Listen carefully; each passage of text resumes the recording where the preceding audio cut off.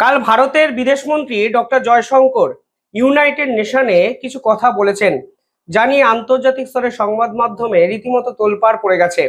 ভারত স্পষ্ট বুঝিয়ে দিয়েছে যে ভারতকে আগের মতো যদি ট্রিট করা হয় তাহলে ভারত কিন্তু পাল্টাটা দিতে পারে। ডক্টর জয়শঙ্কর সরাসরি রাষ্ট্রসংঘের বর্তমান ভূমিকা নিয়ে প্রশ্ন তুললেন এবং বর্তমানে বিশ্ব শান্তি প্রতিষ্ঠা করার জন্য রাষ্ট্রসংঘ যে কিছুই করছে না তার চোখে আঙুল দিয়ে কিন্তু দেখিয়ে দেওয়া হলো ভারতের পক্ষ থেকে। দেখুন, এই রাষ্ট্রসংঘ বা এই জাতিসংঘের মতো সংগঠনগুলো, আন্তর্জাতিক সংগঠনগুলো দিনের পর দিন আমেরিকা দ্বারা পরিচালিত হয়েছে। অর্থাৎ আমেরিকা যা বলবে রাষ্ট্রসংঘ ঠিক সেটাই কিন্তু দিনের পর দিন করেছে।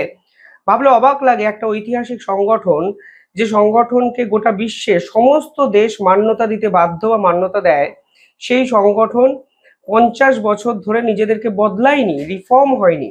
সেই 5টি পার্মানেন্ট মেম্বার যারা ইচ্ছে মতো ভেটো জারি করতে পারে, যে কোনো বিষয় নিয়ে ডিসকাশন করতে পারে, ডিবেট অর্গানাইজ করতে পারে। বাকি নন পার্মানেন্ট মেম্বারদের কিছু ক্ষমতা দেওয়া হয়েছে এবং বাকি যারা প্রায় 150টা দেশের মতো আছেন তাদের বকলমে ভোট প্রয়োগ ছাড়া কোনো ক্ষমতাই নেই।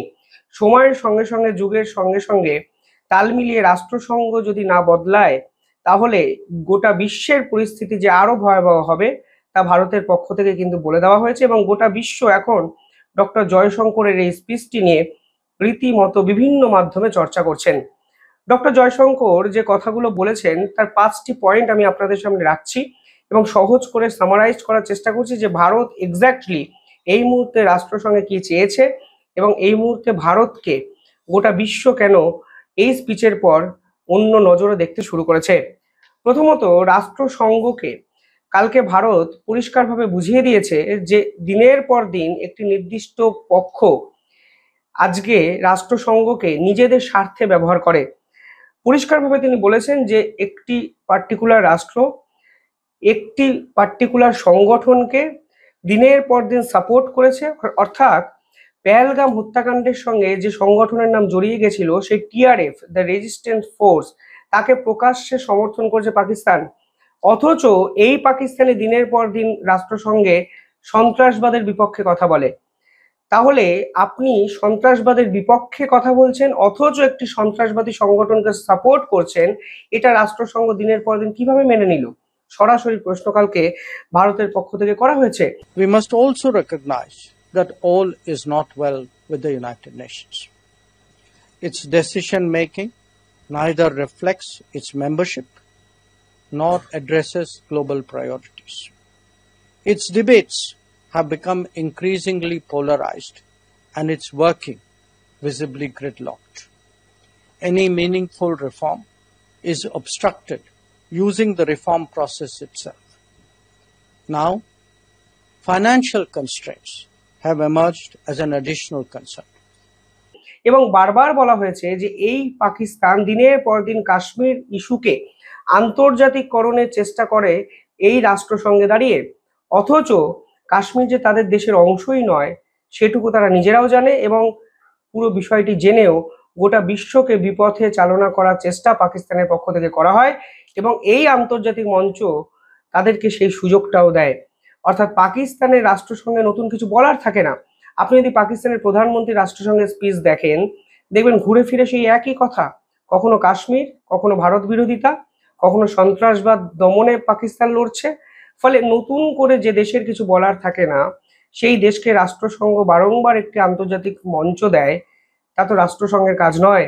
ডক্টর জয়শঙ্কর কিন্তু কালকে হাইলাইট করেছেন। পাশাপাশি আরো ইন্টারেস্টিং বিষয় হলো, কালকে রাষ্ট্রসংঘ পরিষ্কারভাবে বলেছেন এই মুহূর্তে গ্লোবাল প্রায়োরিটিস অনুযায়ী রাষ্ট্রসংঘ চলতে পারছে না। গ্লোবাল প্রায়োরিটিস কি দাবি করছে? রিফর্মেশন দাবি করছে। রাষ্ট্রসংঘকে বদলাতে হবে। বিশ্বের বিভিন্ন দেশ বারবার ভারতকে পার্মানেন্ট মেম্বার করার জন্য দাবি তুলেছে। জাপান পরিষ্কার বলেছে ভারতের পার্মানেন্ট মেম্বার হওয়া উচিত। কাতার প্রকাশ্যে বলেছে ভারতের পার্মানেন্ট মেম্বার হওয়া উচিত। রাশিয়া ভারতকে পার্মানেন্ট মেম্বার করার জন্য বহুদিন ধরে রাষ্ট্রসংঘে ঝড় তুলেছে। তা সত্ত্বেও ইসরায়েল তুলেছে ইনফ্যাক্ট। ফলে তা সত্ত্বেও ভারতকে পার্মানেন্ট মেম্বার করা হয় না, শুধুমাত্র কিছু কতিপয় দেশকে সুযোগ সুবিধা দেওয়ার জন্য। কারণ যারা রাষ্ট্রসংঘে পার্মানেন্ট মেম্বার হয় তারা বকলমে রাষ্ট্রসংঘটাকে চালনা করে, তারা নিজেদের বিষয়ে ডিসকাস করতে পারে, ডিবেট অর্গানাইজ করতে পারে, তারা যে কোনো বিষয়ে রাষ্ট্রসংঘতে হাইলাইট করতে পারে। কিন্তু ভারতকে কোনো অজানা কারণে কোথাও দূরে সরিয়ে রাখা হয়। ভারত কিন্তু বিশ্বের বৃহত্তম গণতান্ত্রিক রাষ্ট্র এবং মিলিটারি পাওয়ারে 4 নম্বর জিডিপি, শক্তিশালী রাষ্ট্রের জিডিপি। ফলে তা সত্ত্বেও রাষ্ট্রসংঘের পার্মানেন্ট মেম্বার ভারত নয়, অথচ ভারত গোটা বিশ্বের অত্যন্ত প্রভাবশালী একটি দেশ। এই দুইয়ে যেন মেলানো সম্ভব হয় না। How to sustain the UN even while seeking its reinvention is clearly a major challenge before all of us. Few examples are more telling about the challenges facing the UN than its response to terrorism. When a sitting Security Council member openly protects the very organization that claims responsibility for the barbaric terror attack such as at Pahalgam, what does it do to the credibility of multilateralism? Similarly, if victims and perpetrators of terrorism are equated in the name of global strategy, how much more cynical can the world get? পাশাপাশি কালকে জয়শঙ্করের পক্ষ থেকে বলা হয়েছে যে এই মুহূর্তে দাঁড়িয়ে গোটা বিশ্ব এক অশান্তকর পরিস্থিতির মধ্যে দিয়ে যাচ্ছে। All is not well in UN. কালকে রাষ্ট্রসংঘে ডক্টর জয়শঙ্কর এই কথা বলেছেন। অর্থাৎ সমসাময়িক সময়ে যে যুদ্ধগুলো চলছে, কোনো যুদ্ধই রাষ্ট্রসংঘ বকলমে বন্ধ করতে পারেনি। না সন্ত্রাসবাদ বন্ধ করতে পেরেছে, না ইসরায়েল প্যালেস্তাইনের কনফ্লিক্ট বন্ধ করতে পেরেছে, না রাশিয়া ইউক্রেন যুদ্ধ বন্ধ করতে পেরেছে। একাধিক জায়গায় রাষ্ট্রসংঘের ভূমিকা নিয়ে সরাসরি প্রশ্ন উঠে গেছে যে শুধুমাত্র বিশ্ব শান্তি প্রতিষ্ঠা করার জন্য যে সংগঠন, সেই সংগঠন শান্তি প্রতিষ্ঠা করতে পারে না, বাকি সবকিছু করতে পারে, সেটাই সব থেকে বড় প্রশ্ন। এই রাষ্ট্রসংঘের ভল্টার টার্ক, যিনি চেয়ারপারসন, তিনি মণিপুর সমস্যা নিয়ে কথা বলেছিলেন। তিনি বলেছিলেন ভারতের মণিপুরে যে সমস্যা চলছে, ভারত সরকারকে সে বিষয়ে হাইলাইট করা উচিত। তিনি কাশ্মীর ইস্যু নিয়ে কথা বলেছিলেন।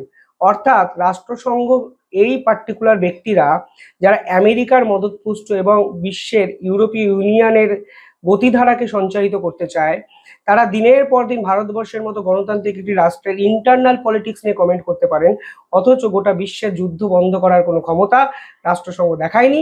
তা পরিষ্কার হয়ে গেছে কালকে জয়শঙ্করের এই স্পিচে।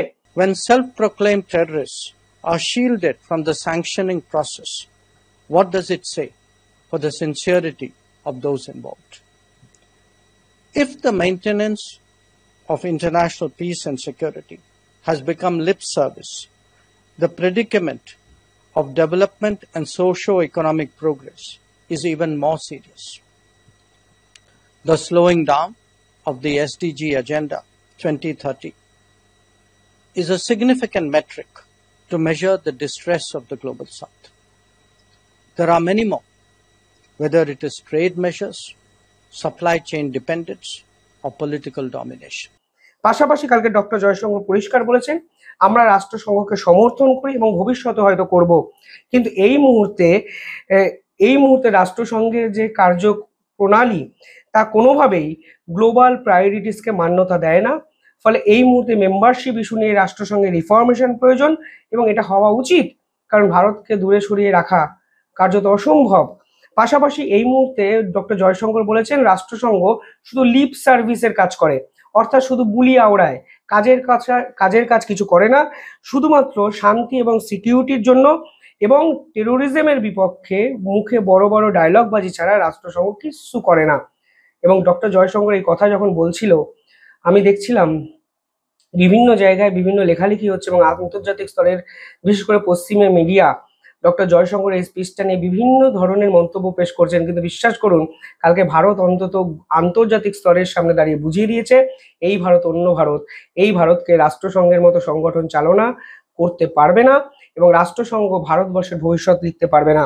এবং সবথেকে ইম্পর্টেন্ট বিষয় হলো কালকে ডক্টর জয়শঙ্কর বলেছেন the debate has become polarised. অর্থাৎ রাষ্ট্রসংঘে যে বিতর্ক অর্গানাইজড করা হয় সেটাও পোলারাইজড হয়ে যাচ্ছে, সেটাও অন্য দিকে চালনা করা হচ্ছে এবং সেটাও কোনো না কোনো দেশের স্বার্থে সংগঠিত হচ্ছে। কোথাও গিয়ে ডোনাল্ড ট্রাম্পের ট্যারিফ পলিসি, ডোনাল্ড ট্রাম্পের মতবাদ এবং ডোনাল্ড ট্রাম্প যেভাবে পাকিস্তানকে প্রত্যক্ষ মদত করছেন সন্ত্রাসবাদের জন্য, তার বিরোধিতাও কিন্তু ডক্টর জয়শঙ্কর আন্তর্জাতিক স্তরে করলেন এবং রাষ্ট্রসংঘ এবং আমেরিকার কার্যত মুখোশটা 190টা দেশের সামনে কিন্তু খুলে দেওয়া হলো ভারতের বিদেশ মন্ত্রীর পক্ষ থেকে। নিঃসন্দেহে পজিটিভ মুভ। আপনারা কমেন্টে জানাবেন কিভাবে দেখছেন পুরো বিষয়টি। ধন্যবাদ।